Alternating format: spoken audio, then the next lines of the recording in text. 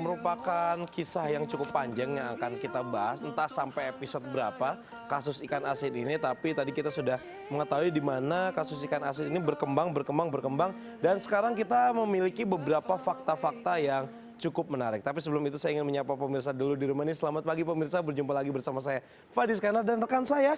Ini sepertinya dia lagi kepoin ikan asin deh. Kalau nggak lagi makan ikan asin di ruang makeup. Ada Patricia Go nanti yang akan hadir juga bersama kalian. Nah, untuk selanjutnya ini berbicara mengenai ikan asin.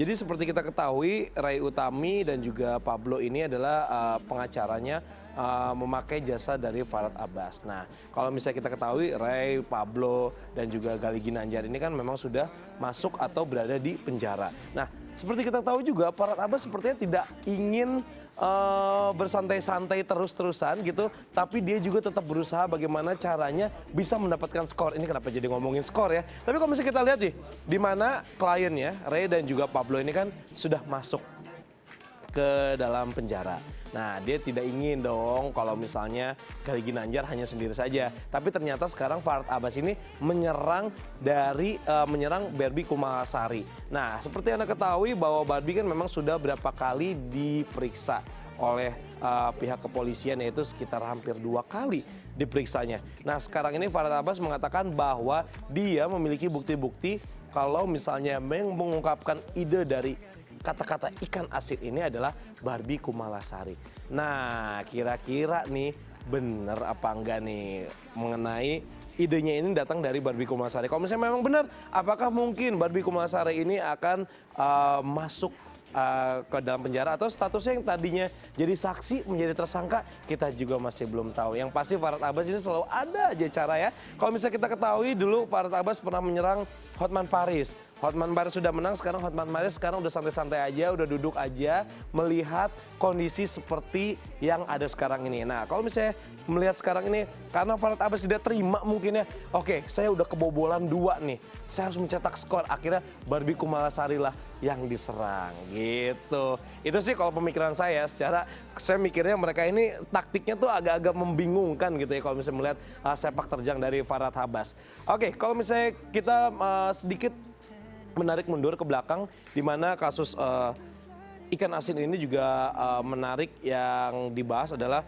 Ray, Pablo, dan juga Gali Ginanjar. Nah, pasti pemirsa pengen tahu bagaimana nasib dari Barbie Kumalasari sekarang ini setelah Farhad Abbas menyerang Barbie Kumalasari. Ini dia untuk Anda. 100% kita yakin Kumala harus ditetapkan sebagai tersangka. Pelakunya itu tidak tunggal, tidak hanya Gali. Tapi menurut keterangan klien kami yang akan dimasukkan di BAP, bahwa itu atas dasar suruhan dan kehendak daripada Kumalasari. Kami minta agar Kumalasari segera ditetapkan sebagai tersangka. Bagai tak ada ujungnya, hari ke hari kisah ikan asin semakin seru untuk diikuti. Setelah Gali Ginanjar, Pablo Bunwa, dan Ray Utami yang ditetapkan sebagai tersangka dalam kasus ini, kini perhatian publik pun tertuju pada seorang Barbie Kumalasari atau yang memiliki nama asli Kumalasari Muhlisa. Apakah seorang Kumalasari juga akan ditetapkan sebagai tersangka seperti 3 serangkai ikan asin lainnya? Kemarin, secara mengejutkan, Farhad Abbas mengungkapkan sebuah fakta yang sangat mencengangkan publik. Seolah geram melihat Kumalasari yang masih warawiri di televisi, Farhad pun berusaha untuk menjebloskan Kumalasari ke dalam penjara dengan sebuah bukti yang kuat. Pengacara kondang ini mengungkapkan jika akan mengungkapkan sebuah fakta dalam pemeriksaan kepolisian. Dalam waktu dekat pemeriksaan ini, kita akan ungkap ya sesuai dengan kenyataan atau fakta yang disampaikan oleh klien kami ya. Selama ini, sosok Gali Ginanjar lah yang terkesan paling bersalah dalam kasus ini. Hal tersebut dikarenakan kata ikan asin yang keluar dari mulutnya ketika dipancing oleh seorang Ray Utami saat membuat sebuah video YouTube yang diberi judul Mulut Sampah. Lalu, mengapa kini Farhad bersikeras untuk menjebloskan Kumalasari ke dalam penjara? Karena jika mengingat-ingat kembali, Kumalasari selalu mengelak jika dirinya ikut terlibat dalam pembuatan video tersebut. Oh, enggak ya, aku kan di situ nggak ikut terlibat dalam itu apa namanya vlog itu, tapi posisi aku ada di sana. Pokoknya posisinya aku ada di sana karena kan awalnya aku diundang datang gitu aja. Iya tahu. Maksudnya ada di sana aja gitu. Ada posisinya aku ada di situ. Tapi di situnya kan lagi nggak fokus ya, lagi terima telepon, lagi jalan ke sana, ke sini, ke sana. Nggak yang di depan kamera aku mantengin ngeliatin mereka ngomong dari awal sampai akhir kan enggak. Posisinya aku ada di sana, tapi tidak berarti aku ikut gabung atau ikut merhatiin atau apa, karena posisinya kan pada saat itu intinya kan aku datang ke sana diundang. Oh kalau tema wawancara kan semua spontan ya, nggak ada skrip. Alasan tersebut pun akhirnya terungkap ketika Farhat Abbas secara terang-terangan menyatakan jika otak dari kata ikan asin ini adalah seorang Barbie Kumalasari. Keterangan tersebut pun dirinya dapat dari kliennya dan akan dimasukkan ke dalam berita acara pemeriksaan. Perlu komunikasinya bahwa terlepas dari salah atau benar siapa yang menyebarkan, kan kita punya argumentasi sendiri. Yang jelas pelakunya itu tidak tunggal, tidak hanya Galih, tapi menurut keterangan klien kami yang akan dimasukkan di BAP bahwa itu atas dasar suruhan dan kehendak daripada Kumalasari.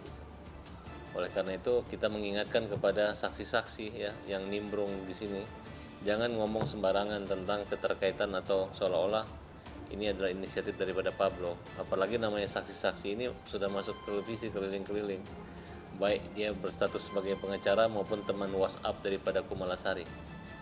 Nah, kami minta agar Kumalasari segera ditetapkan sebagai tersangka. Dengan mengantongi bukti kuat berupa percakapan Ray Utami dan Kumalasari, Farhat beserta Pablo dan Ray bersikeras ingin menjadikan Kumalasari sebagai tersangka. Itu semua dilakukan agar Kumalasari merasakan apa yang dirasakan Pablo dan Ray dan tidak cuci tangan akan apa yang dirinya lakukan. Farhat pun menyayangkan kalimat-kalimat yang sering diutarakan Kumalasari di depan awak media yang seolah menggiring opini publik.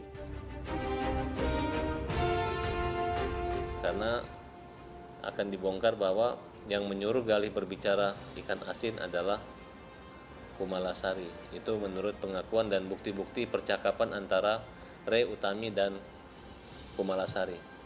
Nah, klien kami minta agar Kumalasari ditetapkan sebagai tersangka. Pelakunya itu sebenarnya kalau tidak dalam keadaan tertekan atau tekanan, tidak mungkin Galih akan ngomong seperti itu. Jadi jangan rasa ketakutan Kumalasari bermanuver. Mereka kan cuma saksi bukan tersangka.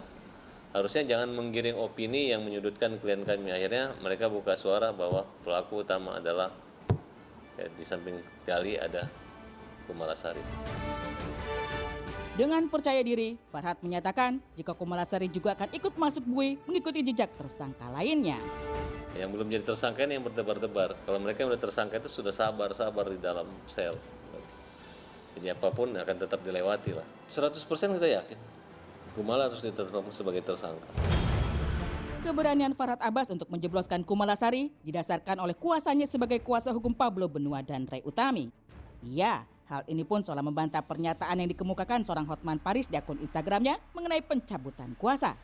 Meski tidak menyebutkan nama dari orang yang dirinya maksud, namun publik meyakini jika perkataan tersebut ditujukan untuk Farhat Abbas. Seluruh nasional dipertontonkan suguhan yang menurut saya sih, pada saat kliennya masih di tahanan, ya, pada saat kliennya masih di tahanan, kuasa hukumnya sibuk ketawa-ketawa, teriak-teriak di media sosial, tapi tiba-tiba kuasanya dicabut. Ya, perlu saya jelaskan, saya luruskan bahwa sampai saat ini saya belum dicabut dan tidak pernah dicabut dari kuasa hukum Pablo maupun Ray. Ya. Nah, jadi karena pernyataan ini sudah disampaikan dari mulut atau resmi oleh Polda Metro Jaya, oleh karena itu kami ada surat kuasa baru lagi bertanggal 17 Juli. Ya, surat kuasa baru, kemudian ada tanda tangan Ray tanggal 17 Juli ya. Jadi